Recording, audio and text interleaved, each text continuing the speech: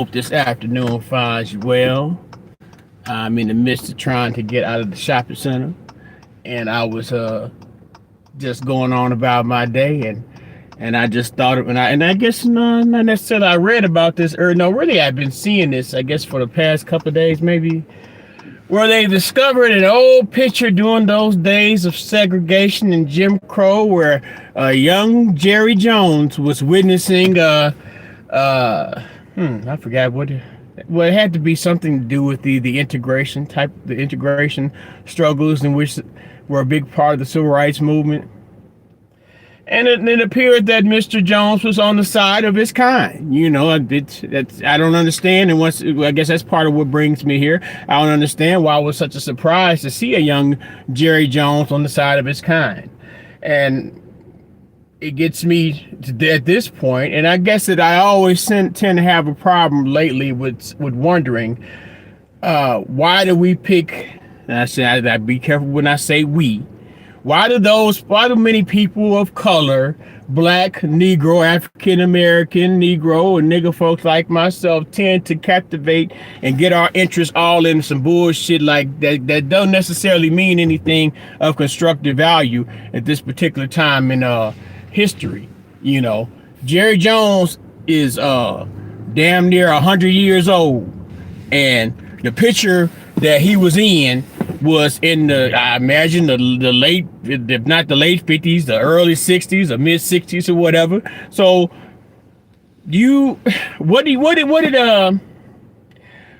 did those people who did all this complaining and demanded that Jerry Jones speak, what did they think that was going to come out of him speaking to be gained of constructive value? Do you think that all those Negroes that he has on his football team, or all those Negroes who have ate Jerry Jones trough, do you think they were going to outcast him somehow? Do you think that he was going to have to be kicked out of the mafia ring, which is known as NFL football ownership? I don't get, and I wonder. It's like, well, we protest and this, that, and the third, but at the end of the day, all that marching and yelling and boycotting and canceling don't do shit for us, man. So now you get Jerry Jones. They caught up with Jerry Jones, and Jerry Jones was saying, he was as gentle as a lamb and as flighty as a dove. He said, well, it was a different time, and that's just the way it was back then. And when he said that part, that really should have ended all notions of any notions of aggravation and agitation that y'all had, because we talking about centuries and centuries of anti-black, anti-Negro, anti-nigger persecution and segregation and separation and delineation, ostracization, gentrification of niggas. And so it's like, well, you look at it as Mr. Jones being in the slave master's class. I utilize Neely Fuller Jr. I don't know if you all are familiar with Neely Fuller Jr. He wrote the book, The Compensatory Code Concept, Counter Racism. We live under the system of white supremacy that so many people are now able to speak so freely after all the time. When a lot of times, like back in the social media days, your ass could probably get put in a Facebook jail for typing white supremacy on your profile. The white supremacy that some of these people talk about in your media now is pretty much surface shit. All the white man treat me bad. We talking about power structures. The same power structure that the young Jerry Jones was standing up for when he was a child is the same white supremacist power structure he stands with as an elderly man. This is a prison system. I say a grand plantation at times, and whereas those who are classified as white are eligible to be considered as slave masters, or prison masters, prison guards, prison wardens. So when the prisoners get up in a huff and an outrage, and they feel as if the prison master or the prison warden has done something to hurt their feelings. In this particular day and time, we don't necessarily pick our things that outrage us, carefully enough, in my opinion. And then those things that we do pick, like right now, in my mind, it pretty much started out in the political system as no black tangibles, no black vote. Then it went on over to reparations, to the broader sense of reparations.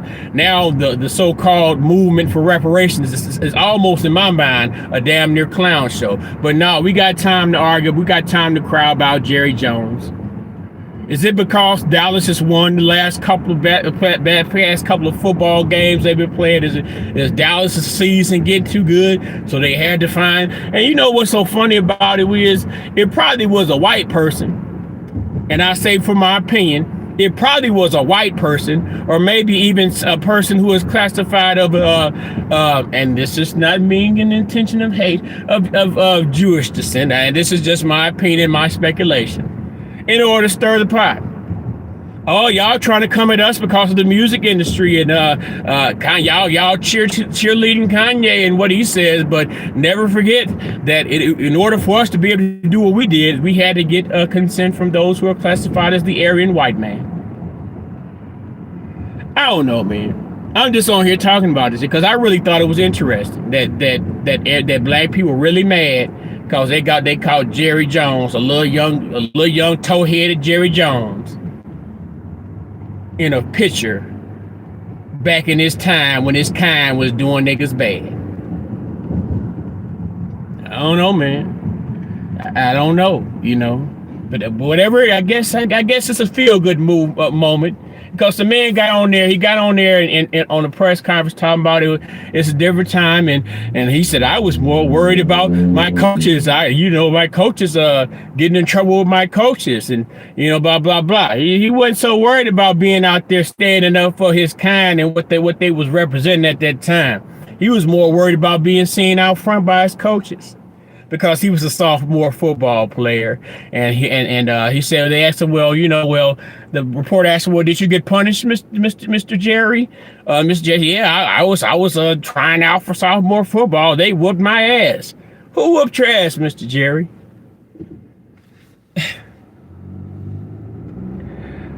Oh, man. And what it is, they'll tell you such beautifully and politely worded lies. And, you'll be right back tomorrow. What's today, Saturday? You'll be right back tomorrow on the edge of your fucking seat watching football. Watching that goddamn football shit. And I understand, some of you all have a passion. Some of you older fellas done played the shit. And I guess it's fun. But it's supposed to be. That's what the concept of bread and circuses is all about. In order to keep you in control and keep you at a certain level of status, they'll give you a certain amount of bread to eat and enough circuses to keep your ignorant ass entertained until you can stay, and so you'll stay out of their way, basically, while they run the prison, while they run the plantation. So yeah, it just amazes me how we continue to believe that we can rely on the slave master, the warden, the prison guard, to punish another warden, a prison guard, or slave master, overseer, to punish another overseer on the sake of our feelings, in the name of our feelings.